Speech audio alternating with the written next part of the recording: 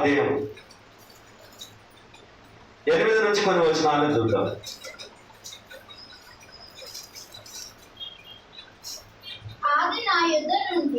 అది నా యొద్ద నుండి తొలగిపోవాలనని దాని విషయమై ముమ్మారు ప్రభువును ఏడుకొంటిని.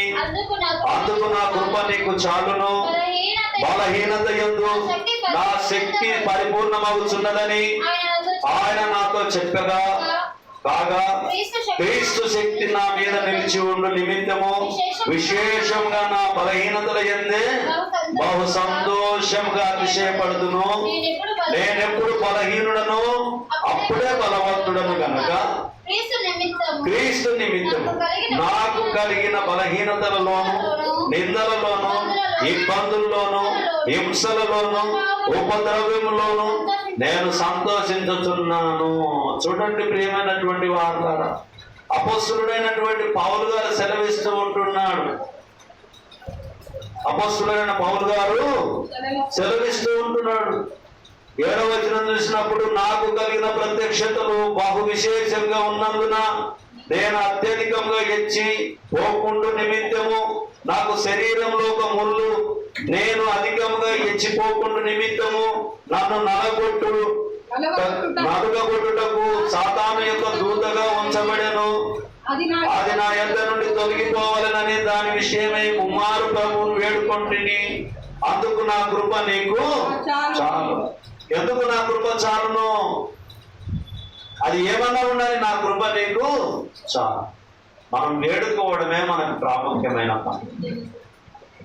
మనం దేవుణ్ణి వేడుకోవడమే ప్రాముఖ్యమైనటువంటి పని. ఈరోజు కట్టెలు కావాలి మనకు భోజనం సిద్ధం చేసుకోవడానికి. ఓ సహోదరుడు, ఆయన పేరు సుదర్శనం. అన్న, మాకు కట్టెలు కావాలి భోజనానికి, ఆదివారం భోజనం సిద్ధం చేస్తాము, కట్టెలు కావాలి, మీరు తప్పకుండా మాకు కట్టెలు ఇవ్వాలి అని అన్నప్పుడు ఆయన మాట్లాడిన మాట ఏంటంటే, అమ్మ కట్టెల మిషన్ దగ్గర ఉంటుంది, మీరు వెళ్ళండి, ఫోన్ మాట్లాడియండి, నేను మాట్లాడతాను అమ్మ దగ్గర. అమ్మ దగ్గరికి వెళ్ళాను. మొదట వెళ్ళాను. వెళ్ళి, అమ్మ ఇట్లా కట్టెలు కావాలి అన్నకు చెప్పినా అంటే, నువ్వైతే రాబోబా అని ఫోన్లో వచ్చినాక మాట్లాడించినాక కొడుకు మాట్లాడుతున్న మాటలు ఏం మాట్లాడుతున్నాడంటే, అమ్మా వారు దేవుని కొరకు కట్టెలు అడుగుతూ ఉన్నారు, ఏం ₹1 కూడా తీసుకో. ఏం విశ్వాసం అమ్మా?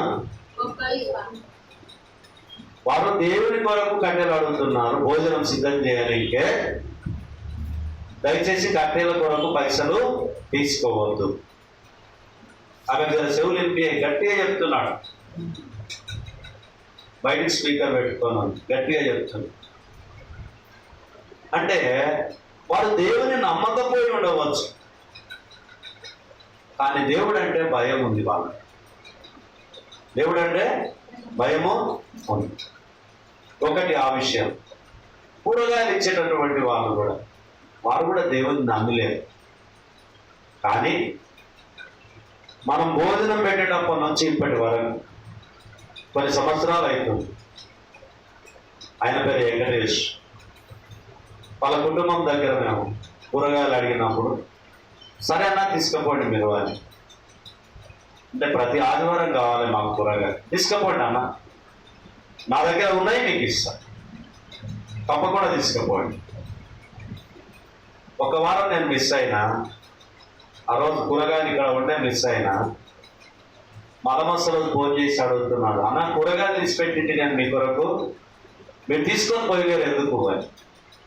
భోజనం పెట్టలేదా అంటే, లేదన్నా కూరగాయలు పోయిన వారం మీరు ఎక్కువ ఇచ్చింది, అవి ఉండే, అందుకని తీసుకుపోలేదు, ఏమో అనుకోకండి అంటే. ఆయనకు విశ్వాసం ఉందా లేదమ్మా? మరి ఎక్కడ మిస్ అవుతుంది మనకు విశ్వాసం? క్రైస్తవంలోనే అతిశయపడుతూ ఉన్నాం. నేను క్రైస్తవుని కదా అని విశ్వాసాన్ని కోల్పోతున్నాం, నేను భక్తిపరుని కదా అని విశ్వాసాన్ని కోల్పోతున్నాం, నాకు తెలుసు కదా అని భక్తిని కోల్పోతున్నాం, విశ్వాసాన్ని కోల్పోతున్నాం. మరి మేళ్ళను మనం పొందుకోలేకపోతున్నాం. ఎందుకు పొందుకోలేకపోతున్నాము? మనలో విశ్వాసం అనేటటువంటిది సన్నగిల్లుతూ ఉంది. భూమిలో బోరేస్తేనే నీళ్ళుంటే బోర్లో నీళ్లు పడతాయి, లేదంటే నీళ్ళు పడతావా? యోహానయ్య, నీళ్ళు పడతావా? నీళ్ళు లేవనుకో ఆ స్థలంలో లే పడే. పొలానికి నీళ్లు పడితే బలమా, నీళ్ళు లేకుంటే బలమా? వ్యవసాయానికి నీళ్లుంటేనే బలం, క్రైస్తవునికి విశ్వాసం ఉంటేనే బలం. దావీదుకున్న విశ్వాసం ఎలాంటిది? యుద్ధము యెహోవాదే. పౌలు గారికి ఉన్నటువంటి విశ్వాసం ఏంది? నా మట్టుకైతే బ్రతుకుట క్రీస్తే, చావైతే నాకు లాభము అని చెప్పి ముందుకు వెళ్ళాడు. మరి నీ నా జీవితంలో మనం ఎటు వెళ్తున్నాం? ముందుకెళ్తున్నామా, వెనక్కి పోతున్నాం? మనల్ని మనం పరీక్షించుకుందాం. ఈరోజు మనల్ని మనం ఆలోచన చేసుకుందాం. మనం దేవుని సన్నిధికి వస్తున్నాం, హెచ్చరికల్ని పొందుతూ ఉన్నాం, దేవుని వాక్యాన్ని పొందుకుంటున్నాం, దేవునికి స్తుతియాగం చెల్లిస్తున్నాం, దేవుని దగ్గర ప్రార్థనలు చేస్తున్నాం, దేవుని సన్నిధిలో పరిచర్యకు సహాయపడుతూ ఉన్నాం, అన్ని విధాలుగా పనిచేస్తూ ఉంటున్నాం. అయినా మనం మేలు పొందుకుంటున్నామా? పొందుకోలేకపోతున్నాం. ఇంకా పొందుకోలేకపోతున్నాం. మరొక మాటను చూద్దాం. కొరింథీయులకు రాసిన మొదటి పత్రిక 2వ పత్రిక 4:11. 4:11. ఏలయనగా యేసు యొక్క జీవము కూడా మా మర్త్య శరీరమునందు ప్రత్యక్షపరచబడినట్టు సజీవులమై మేము ఎల్లప్పుడూ యేసు నిమిత్తము మరణమునకు అప్పగింపబడుచున్నాము. ఎల్లప్పుడూ ఏమంటున్నాడమ్మా? 7వ వచనం నుంచి చదువుతాను. ఆయనను ఆ బలాధిక్యము మామూలమైనది కాక దేవునిలో ఉన్నట్లు మట్టి ఘటములలో ఈ ఐశ్వర్యం మాకు కలదు. ఎటు పోయినను శ్రమపడుచున్నను ఇరికింపబడుచున్న వారము కాము, అపాయములనున్నను కేవలం ఉపాయం లేని వారము. అపాయంలో ఉన్న కూడా ఉపాయం లేని వారము కాము. అపాయంలో ఉన్నా కూడా ఉపాయం లేని వారము కాము. అలా ఉండద్దు. అపాయం ఉంటే అపాయంలోకి వెళ్ళి బయటపడడానికి ప్రయత్నం చేయాలి. ఇంకా సస్తిరా నాయన, ఇంకా సంపకోకు అని చెప్పి అన్ని ఆశలు తల్లెడుచుకొని ఇట్లే కూలిపోకూడదు. ప్రయత్నం చేయాలన్నా చేయకూడదు.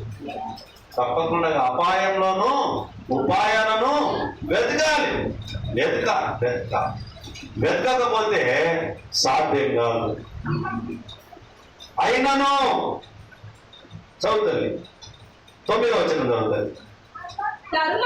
తరుమబడుచున్నను దిక్కులేని వారము కాము, పాడద్రోయబడినను నాశించు వారము కాము, యేసు యొక్క జీవము మా శరీరమందు ప్రత్యక్షపరచబడుటకై యేసు యొక్క మరణానుభవమును మా శరీరమందు ఎల్లప్పుడూ వహించుకొని పోవచ్చున్నాము. ఏలయనగా యేసు యొక్క జీవము కూడా మా మర్త్య శరీరము నందు ప్రత్యక్షపరచబడినట్లు సజీవులమై మేము ఎల్లప్పుడూ యేసు నిమిత్తము మరణమునకు అప్పగింపబడుచున్నాము. కావున మాలో మరణమును మీలో జీవమును కార్యసాధకమగుచున్నవి. కృప ఎక్కువ మంది ద్వారా ప్రబలి దేవుని మహిమ నిమిత్తము కృతజ్ఞతాస్తుతులు విస్తరింపజేయగలాగున సమస్తమైన మీ కొరకు ఉన్నవి కాగా. చూడండి ప్రియమైనటువంటి వాళ్ళ, మరి దేవుని జీవంలో, యేసు ప్రభు వారి జీవంలో మనం పాలి వారం కావాలి. మరణం ఎప్పుడైనా రావచ్చు, మరణం ఎవరికైనా రావచ్చు. అది ఎవరికి రాకుండా ఉండదు. ఒకవేళ ఎవరికైనా మనము అతిథులుగా మనం పిలవాలి అని అనుకుంటే, మరణం ఎవ్వరు మరణించినటువంటి ఇల్లును ఎవరినైనా మనం పిలవగలుగుతామా? మరణమే లేని ఇల్లు ఉందా? ఏ ఇల్లు అయినా లేదు. మరణం లేని ఇల్లు ఉందా? ఏదైనా ఇల్లు ఉందా భూమి మీద? ఏ వంశంలో అయినా ఉందా? ఏ గోత్రంలో అయినా ఉందా? ఒక్క యేసుక్రీస్తు ప్రభువా, ఆయన మరణించి తిరిగి లేచినటువంటి గొప్పవాడు. పరిశుద్ధ గ్రంథంలో మరి ఎవరు కూడా ఒక ఆయన ఎవరమ్మా? ఏలియా అహరోనమయ్యాడు. ఏలియా అహరోనమయ్యాడు. యేసు ప్రభు వారు 3వ రోజు తిరిగి లేచున్నాడు. మీరు నాటేసి చూడండి, పొలం పని చేసినటువంటి వాళ్ళు, మనం నాటేసిన 3 రోజులకు తిరిగి లేస్తుంది నారు, తిరిగి పచ్చగైతే. నేను కూడా అంతకుముందు అంత గ్రహించలేను. నేను 3వ రోజుకు తిరిగి లేస్తాను. ఆ గొడవలు పచ్చగా చిగురించడం స్టార్ట్ అయింది. మనం పీకేసినప్పుడు నాటేసిన రోజు కొద్దిగా పచ్చగా ఉంటుంది, ఆ తర్వాత కొంచెం కొంచెం మొత్తం ఆ పచ్చగా ఉన్న కలర్లో వాడిపోతుంది. వాడిపోయి ఆ కలర్లో పోయి మళ్ళీ ఏమవుతుంది, 3వ రోజుకు పైనుంచి పచ్చగా అయిపోతూ వస్తుంది. పైనుంచి పచ్చదనం అంతా వెళ్ళిపోతుంది, మళ్ళీ పైనుంచి పచ్చగా 3వ రోజు నుంచి ప్రారంభించబడుతుంది. యేసుక్రీస్తు ప్రభు వారు తప్ప ఈ భూమి మీద మరణాన్ని జయించినటువంటి వ్యక్తి ఎవరు లేరు. కాబట్టి ప్రియమైనటువంటి సహోదరి సహోదరుల, దేవుని వాక్యాన్ని వింటున్నటువంటి నీ జీవితంలో, నా జీవితంలో శ్రమలు వచ్చినా, ఆటంకాలు వచ్చినా, శోధనలు వచ్చినా, ఇబ్బందులు వచ్చినా మనం చేయాల్సినటువంటి ప్రాముఖ్యమైన పని ఏంటంటే విశ్వాసంతో దేవుణ్ణి అడగాలి. నేను మొన్న ఒక సహోదరికి ఆ డాక్టర్ నిమిత్తము, పైసల నిమిత్తము కొంచెం అడుగుతూ ఉంటున్నాను, ప్రయాసపడుతూ ఉంటున్నాను. అడుగుతూ ఉంటే ఆమె ఇంటికి వెళ్ళింది. ఆ సహోదరి ఫోన్ చేసింది, అన్నా నేను అడిగిన ఒక దగ్గర 40,000 ఉన్నాయంట, తీసుకుంటారన్నా?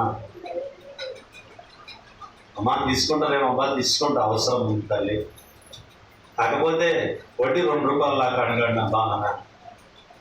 ఆమె అందరికి 3 రూపాయలు ఇచ్చేటటువంటి వ్యక్తి 2.5కి ఇచ్చేది. ఆ అక్క చెప్పడం వల్ల. అంటే కొన్ని సందర్భంలో దేవుడే మనకు సహాయకారిగా ఉంటుంది. ఎన్ని సందర్భాలైనా మన జీవితంలో మన బ్రతుకు, జీవనము, మొత్తం బాల్యము, యవ్వనము, వృద్ధాపము, మరణము, జీవము అన్ని కూడా దేవుని ఆధీనంలో ఉంటూ ఉన్నాయి. మనకంటూ ఏమీ లేని వాళ్ళం ఈ భూమి మీద. ఉన్నవని భ్రమలో మనం బతుకుతాము, ఏమీ లేకుండానే వెళ్ళిపోతాం. అన్ని ఉండవని నేను అనుకుంటాను, ఏమి లేకుండా వెళ్ళిపోతా. మారుతూ ఉంటుంది, తరం వెంబడి తరం మారుతూ ఉంటుంది. ఆస్తి పేర్లు మారుతుంటాయి, మార్పులు జరుగుతూ ఉంటాయి. తాతది ఉన్నది తండ్రికి వస్తుంది, తండ్రిది ఉన్నది మన్మనికి వస్తుంది, మన్మనికి ఉన్నది కొడుకు వస్తుంది, కొడుకున్నది మళ్ళా పిల్లలకి వెళ్తుంది. అంతేగాని ఎవరిని స్థిరంగా అక్కడ ముద్ర వేసుకొని ఉండదు. కాబట్టి శాశ్వతమైనటువంటి ప్రేమ ఎవరిది అని అంటే దేవుని ప్రేమని. ఇర్మియా 31:5 చూడండి. ఇర్మియా 31:5, 31:3 చూడండి. చాలా కాలం క్రిందట యెహోవా నాకు ప్రత్యక్షమై ఇట్లా నేను శాశ్వతమైన ప్రేమతో నిన్ను ప్రేమించుచున్నాను. ఎటువంటి ప్రేమ ప్రేమిస్తాడమ్మా దేవుడు? శాశ్వతమైనది నీవు నా ఎడ చూపిన కృప, శాశ్వతమైనది నీవు నా ఎడ చూపిన కృప. తల్లి తన బిడ్డలను మరచిన నేను నిన్ను మరువలేనంటివి. తల్లి తన బిడ్డలను మర్చిపోయినా కూడా దేవుడు చెప్తున్నటువంటి మాట, నేను నిన్ను మరవను అంటున్నా. మరవను, విడువను, ఎడబాయను. నిన్న నేడు ఏకరీతిగా ఉన్న దేవుడు, శాశ్వతమైన ప్రేమ చూపగలిగినటువంటి వాడు దేవుడు మాత్రమే. ఎవరము మనం చూపించలేము శాశ్వతమైన ప్రేమ. దేవుడు మాత్రమే శాశ్వతమైన ప్రేమ చూపిస్తాడు. దేవుడు మాత్రమే మనకు తోడుగా ఉంటాడు. దేవుడు మాత్రమే మనకు కావాల్సిన వాటిని ఇస్తాడు. బంధువులు కొన్నిసార్లు మనల్ని ప్రేమిస్తారు, మరికొన్నిసార్లు దూషిస్తారు. కొన్నిసార్లు మన ఆస్తులను గుంజుకోవాలనే ప్రయత్నం చేస్తారు, కొన్నిసార్లు మనం నష్టం చేయాలనే ప్రయత్నం చేస్తారు. మన అన్న కానీ, మన తమ్ముడు కానీ, మన అక్క కానీ, మన చెల్లి కానీ, మన తోబుట్టు కానీ, మన బంధువులు కానీ, మన స్నేహితులు కానీ, ఈ భూమి మీద ఉన్న ప్రతి ఒక్కరు కూడా ఏదో ఒక విధంగా దోచుకుందాం అనేటటువంటి ప్రయత్నం చేస్తారు. కానీ దేవుడు మాత్రమే తన ప్రాణాన్ని ఇచ్చి మనల్ని రక్షించుకున్నాడు. తన స్వార్థం ఇచ్చి సంపాదించుకున్నాడు మనల్ని. యేసు తన విలువైనటువంటి రక్తాన్ని ఇచ్చాడు మనకు. కాబట్టి నా ప్రియ చెల్లి, అక్క, తమ్ముడు, దేవుని ఎప్పుడు మీరు మర్చిపోవద్దని జ్ఞాపకం చేస్తున్నాం. దేవుని యందు మీరు పడేటటువంటి ప్రయాసం వ్యర్థం కాదు అని చెప్పి జ్ఞాపకం చేసుకుంటున్నాం. ఇంకొక మాట చూద్దాం. ఇలా కొరింథీయులకు రాసిన మొదటి పత్రిక 4వ అధ్యాయము 10వ వచనాన్ని చూద్దాం. మేము క్రీస్తు నిమిత్తము మీరు క్రీస్తునందు బుద్ధిమంతులు, మేము బలహీనులము, మీరు బలవంతులు, మీరు గనులు, మేము ఘనహీనులము, ఈ గడియ వరకు ఆకలి తప్పులు గలవారము, దిగంబరులను, పిడిగుడ్డులు. మేము క్రీస్తు నిమిత్తము వెర్రివారము, మీరు క్రీస్తునందు బుద్ధిమంతులు, మేము బలహీనులము, మీరు బలవంతులు, మీరు గనులు, మేము ఘనహీనులము. చూడండి ప్రియమైనటువంటి వాళ్ళ, ఎప్పుడైనా మనల్ని ఎదుటి వ్యక్తి పట్ల మరి గొప్పగానే ఆలోచన చేసేటటువంటి వారిగా మనం ఉండాలి. క్రీస్తు నిమిత్తం తగ్గించుకునే వారిగా ఉండాలి.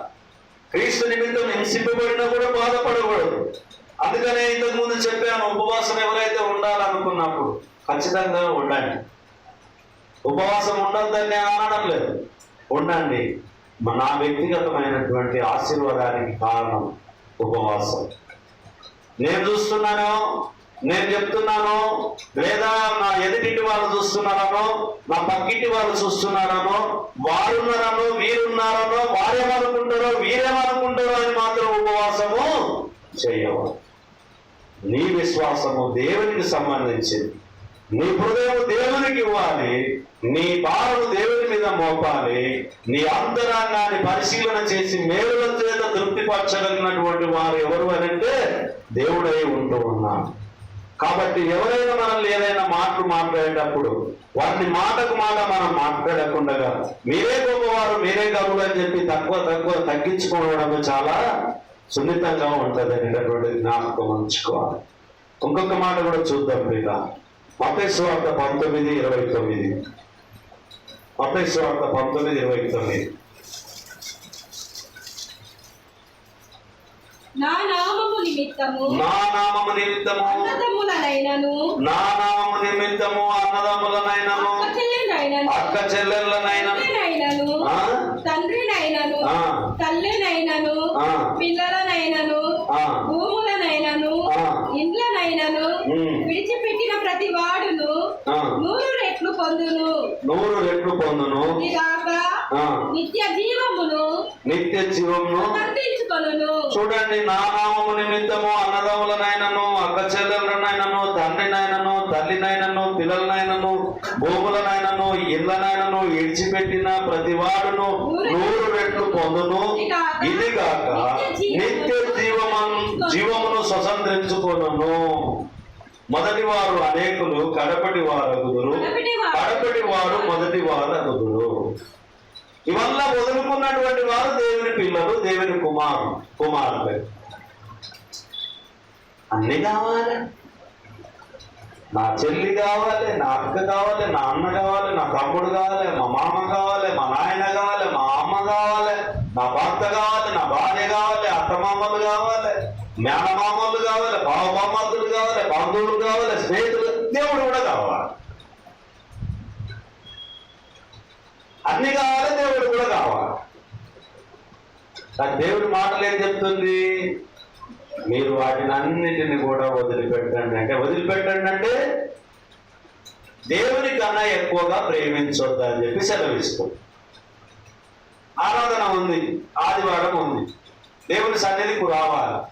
ఈ రోజే మన బంధువులు వచ్చింటారు, మన స్నేహితులు వచ్చింటారు, ఇంట్లో వండింటారు, బాగా బగార కూర, దుగ్గలు, భోజనం, మంచి వంటకాలు ఉండి చాలా హ్యాపీగా ఉండింటారు ఇంట్లో. చర్చి సమయం అయింది, చర్చికి వెళ్ళాలి. వదిలిపెట్టి వస్తామా? వాళ్ళ దగ్గరనే ఉంటాం. వాళ్ళతోటే అంటే ఈడ ఉన్న ఇంటిలోకి వెళ్ళి మనసులను మనం వదిలిపెట్టకపోతే ఏం ప్రయోజనము? ఏం విశ్వాసం మనది? దేవునితో మనం బాగలేకపోతే మనకి ఏమైనా మేలు జరుగుతుందా? మనం సంతోషంగా ఉండగలుగుతామా? ఉండలేము. ఉంటామా? యోహాను సువార్త 15వ అధ్యాయము మొదటి నుంచి కొన్ని వచనాలు.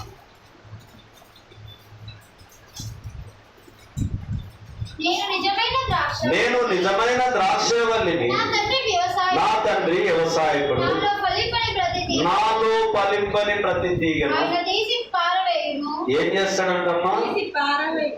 పారేస్తే మనం పనికి వస్తామా? వ్యవసాయదారుడు పంటలో ఉన్నటువంటి పచ్చగా ఉన్న పిచ్చి మొక్కను తీసి బయటకు పాడేసిండు అనుకో, పచ్చగా ఉండదా?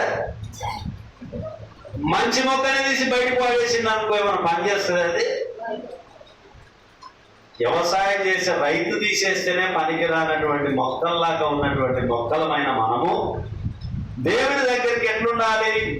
భక్తితో, భయంతో, విధేయతతో దేవుని సన్నిధికి వచ్చినప్పుడు మన నడవడిక, మన ప్రవర్తనగా జాగ్రత్తగా చూసుకోవాలి. 48:10 చెప్పబడినట్టుగా యెహోవా కార్యములను అశ్రద్ధగా చేయవాడు శాపగ్రస్తుడవును కాక అని చెప్పి దేవుని వాక్యం సెలవివ్వబడింది. కాబట్టి మన బంధువులు వచ్చినా, స్నేహితులు వచ్చినా, ఎవరు వచ్చినా ఆదివారం అంటే తప్పక దేవుని సన్నిధిలో మనం ఉండాలి. వాళ్ళు ఏమన్నా అనుకోకో, మాకన్నా దేవుడు ఎక్కువనా అని కూడా అనొచ్చు. నేను దేవునితో బాగుంటేనే మీరు అందరు నాతో బాగుంటారని చెప్పి మనం చెప్పాలి. ఎందుకంటే ఆయన కృప నాకు చాలు. మానవుడు ఏమి కృప లేకుంటుంది. పెడితే పెళ్లి కొడతాడు, పెట్టకుంటే సాగు కొడతాడు.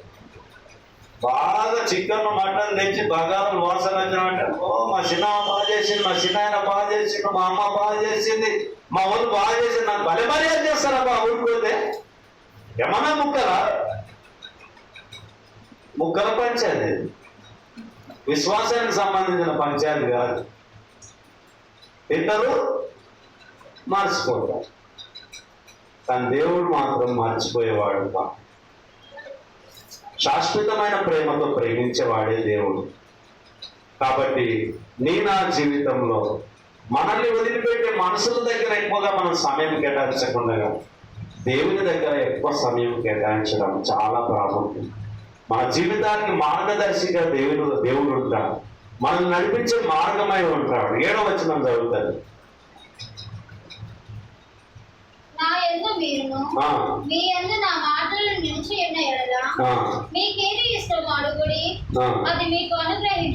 దేవుని యందు ఉండి అడిగితే ఏది ఇష్టమో మీకు అడగండి, నేను ఇస్తా అంటాడు. గర్భఫలం లేదు, అడిగితే ఇస్తాడు. ఆర్థిక వనరులు లేవు, అడిగితే ఇస్తాడు. ఆహారం కావాలి, అడిగితే ఇస్తాడు. ఇస్తాడా? ఇయ్యడా? ఇస్తాడు.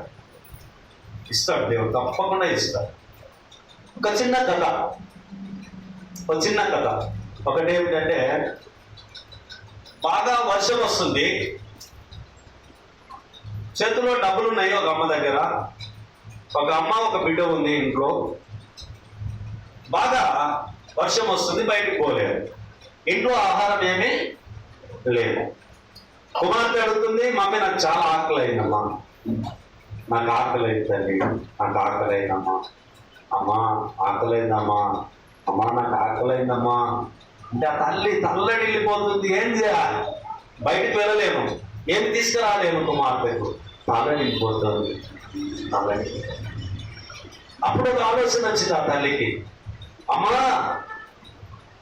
ఏలియా తాతకు దేవుడు ఆహారాన్ని అడిగితే రొట్టెను మాంసాన్ని ప్రార్థన చేసే దేవుడు పంపించిండమ్మా, నువ్వు ప్రార్థన చేయి తల్లి, దేవుడు నీకు ఆహారంగా పంపిస్తాడు అని చెప్పి తల్లి చెప్పింది.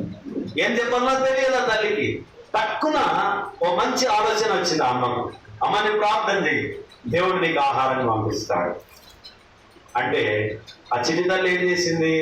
వెంటనే మోకరించి ప్రార్థన చేసింది. ప్రార్థన చేసుకుంటూ ప్రార్థన ముగించిన తర్వాత మళ్ళీ ఒక ఆలోచన వచ్చింది. తల్లి ఏడుస్తూ ఉంది, ఆ పిల్లని చూసి ఏడుస్తుంది. ఆ పిల్ల మొరపెడుతుంటే ఏడుస్తూ ఉంది. నా బిడ్డ పరిస్థితి ఇట్లా ఉంది కదా, ఆకలి ఉంది కదా, ఏం పెట్టలేకపోతున్నాం కదా, నిస్సహాయ స్థితిలో ఉన్నాం కదా, బయటకు వెళ్ళలేము కదా అని బాధపడుతూ ఉంటున్నాను. అయితే ఆ పిల్లకు ఒక ఆలోచన వచ్చింది. చిట్టి తల్లి, మమ్మీ, ఏలియా తాతకు కాకుల ద్వారా ఆహారం పంపించినప్పుడు దర్వాజలు బందులేవు, కిటికీలు తెలుసుకొనే ఉన్నాయి కదా, సారేపాతు దగ్గర. మరి మనం అంతా డోర్లు మూసుకున్నాము, కిటికీలు మూసేసినాము. ఒకవేళ దేవుడు ఆహారాన్ని పంపిస్తే ఎట్లా మమ్మీ అని చెప్పి ఆలోచన. అంతకు ముందే వర్షంలో ఒక ఆయన వచ్చిండు అక్కడికి. వర్షం చాలా పడుతుంది అని చెప్పి ఆ గేట్ బయట నిలబడి ఉన్నాడు. చాలాసేపు నుంచి నిలబడ్డాడు. ఆ చిటి తల్లి ప్రార్థన వింటున్నాడు, ఆ తల్లి ఆవేదన వింటూ ఉన్నాడు. ఎలా పలుపులు మూసుకొని ఉన్నాయి, నా బిడ్డకు తీసుకుపోవడానికి ఒక బ్రెడ్ కూడా తీసుకొని వచ్చాను, ఆ బెడ్ కూడా ఎంతవరంటే తలుపులు మూసుకొని ఉన్నాయి. ఎలా? ఇక్కడ ఉన్నటువంటి వ్యక్తి తన బిడ్డకు తీసుకుపోవాల్సినటువంటి బ్రెడ్ను పట్టుకొని నిలబడ్డాడు. ఆ పాప ఆవేదనను ప్రార్థనను విన్నటువంటి వ్యక్తి మనసు ఆ పాపకి ఇచ్చేద్దాము అన్నప్పుడు ఆ డోర్లు మూసుకొని ఉన్నాయి, తలుపులు మూసుకొని ఉన్నాయి. ఆ చిట్టి తల్లికి వచ్చినటువంటి ఆలోచన ప్రకారంగా డోర్లన్నీ తెరవబడ్డాయి. తెరుస్తూ ఉంటేనే బ్రెడ్ కూడా లోపలికి ఎక్కేశాడు ఆ పర్సన్. ఆ తల్లి ఆ బ్రెడ్ తీసుకొచ్చి ఆ పిల్లలకు తినిపెట్టి దేవునికి కృతజ్ఞతాస్తుతులు చెల్లించు. ఎవడు నా యందు ఉంటే మీకేది ఇష్టమో అడగండి అని చెప్పి దేవుడు సెలవించాడు. మనకు ఆయనకి ఇష్టం